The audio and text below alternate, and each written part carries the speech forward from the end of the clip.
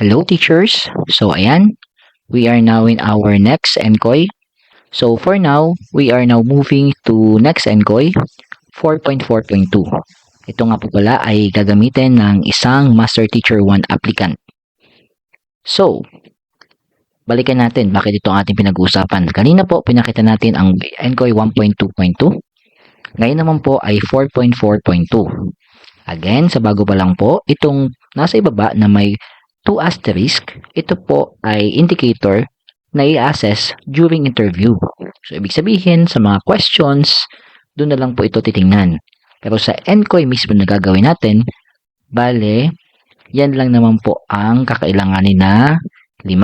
Yung nasa unahan, 1.2.2, 4.4.2, 5.2.2, 6.1.2, 7.4.2. But then, if you are going to ask me, hinihanda ko ba ito lahat? Opo, kasi mas maganda na handa kayo during the assessment. Okay, so, puntahan natin ang ENCOY 4.4.2. Ito po. Yung kanina po, yung 1.2.2, ito po siya. But then, this will be your basis na lang kapag mag-i-interview. So, 4.4.2 muna po tayo. Ano ba ang nilalaman ng 4.4.2? So, as you can see there, participate in collegial discussions that use teacher and learner feedback to enrich teaching practice. Okay.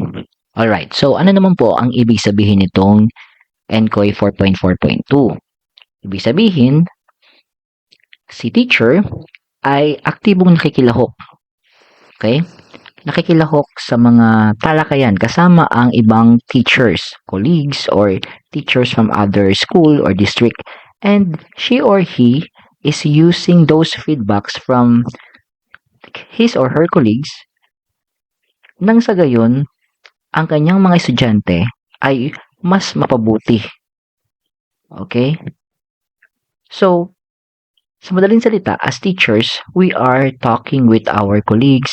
Sumasali tayo sa mga LAC sessions or inset, planning meetings, mga consultative discussions, and then we are using those feedbacks para mas matuto tayo mula sa isa't isa. Okay?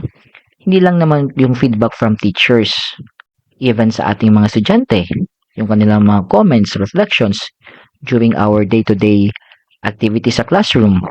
And we utilize those feedback upang mas mapabuti yung ating practice ng ating mga strategies, paano mag-i-adjust, paano i-improve yung ating classroom management, at paano mas maiaayon yung ating pagtuturo sa pangangailangan ng mga bata. So, yan po ang ibig sabihin nitong indicator. Now, ano yung mga MOVs na hiningi? Una, yung proof of attendance. Pangalawa, yung minutes of LAC session. And then, reflection notes of teachers and any equivalent else. So, if you can see itong 1, 2, 3, ito po ay connected lang naman to each other. So, magpakita po kayo ng complete documentation ng inyong participation sa mga sessions, professional sessions or meetings. Okay, so ito po yung ating sample. So, proof of attendance sa mga LAC or inset or FGDs. Ayan po. Dapat may tinatawag tayo dyang documentation na maayos. May minutes. May pictures. Ayan, minutes ng inyong collegial discussion. So, dapat sa minutes makikita as much as possible kayo na nag-share ng inyong understanding, reaction, or feedback sa mga activities or program ng school or mga performance ng yung colleagues na mga magaganda, then you benchmark it and i-replicate ninyo. So, yun dapat ang makikita natin sa mga minutes. And another one, yan po, when you communicate with your stakeholders. Ayan. So, pakibasa na lang po yan. So, yan po ang dapat makita sa ating mga MOVs. Okay? sa minutes. Next, after that, reflection notes. So, nang tayo ay umattend, for example, sa mga lock sessions or inset, di ba hinihingan tayo dyan ng journal? Or kung hindi naman, tayo ay may ginagawang mga reflection. So, ito po, halimbawa ng reflection. So, gagawa kayo dyan.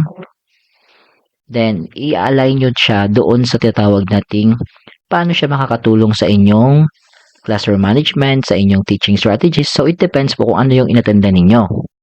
So, yan. Dapat makikita po yan dyan sa minutes.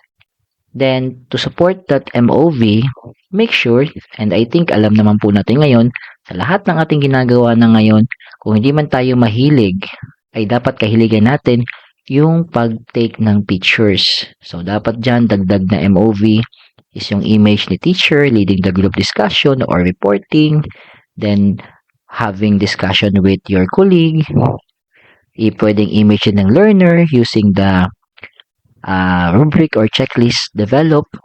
So, para ma-improve yung teaching ng ni teacher at ng learning ng mga bata. So, yun po yung makikita dapat dito sa NCOY 4.4.2. So, yun po. So, I hope malinaw po yan. So, kumbaga kung pag-isahin natin or i-conclude natin, this is all about proper documentation of our participation sa collegial discussions or mga sessions na kung saan nakatulong sa atin. Okay, so I hope malinaw po yan. If you have suggestions or dagdag na info, comment lang po kayo dyan sa comment sections.